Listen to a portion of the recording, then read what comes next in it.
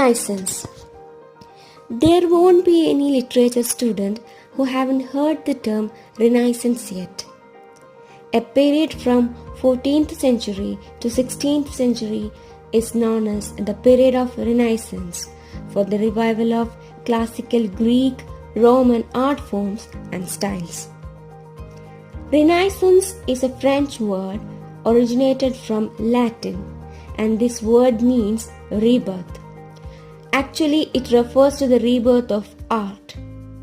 This movement was originated in Italy in 14th century, starting with painting, and then it spread to the other art forms and rest of the European countries. As it was originated in Italy, we have many Italian major figures to be mentioned. Two of them are Dante Alighieri and Francesco Petrarch.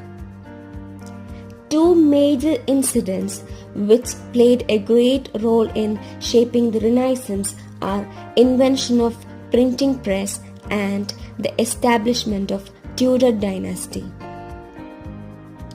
Invention of printing press led to the mass production of literary works, and it allowed to spread literature quickly, letting each and every local reader to be able to read a book. When King Richard III was defeated by Henry Tudor, the Tudor dynasty was established, and it elevated England as a powerful European country and a center for literature. Thus, the Renaissance period of English literature is dated as 1550 to 1660. Educational writings of Erasmus has a vital role to play in the Renaissance of English literature.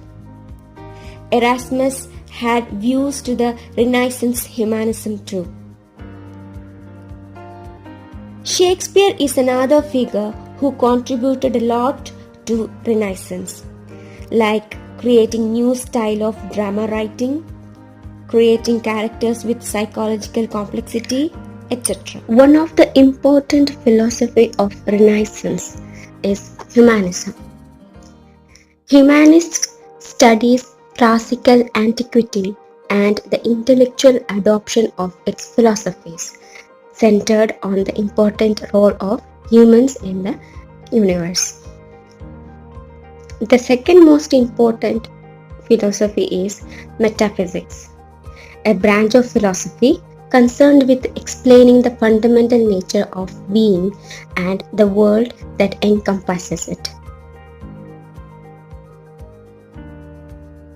Now, let's discuss some features of Renaissance period.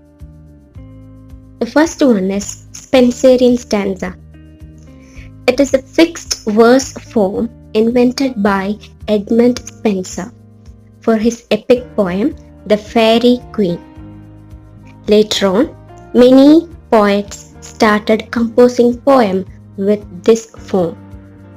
In this stanza, there are 9 lines, and the rhyme scheme of this stanza is AB, AB, BC, BC, C. The second important feature of Renaissance is vernacular. The literary figures of Renaissance period started writing in the vernacular, the dialects of local people.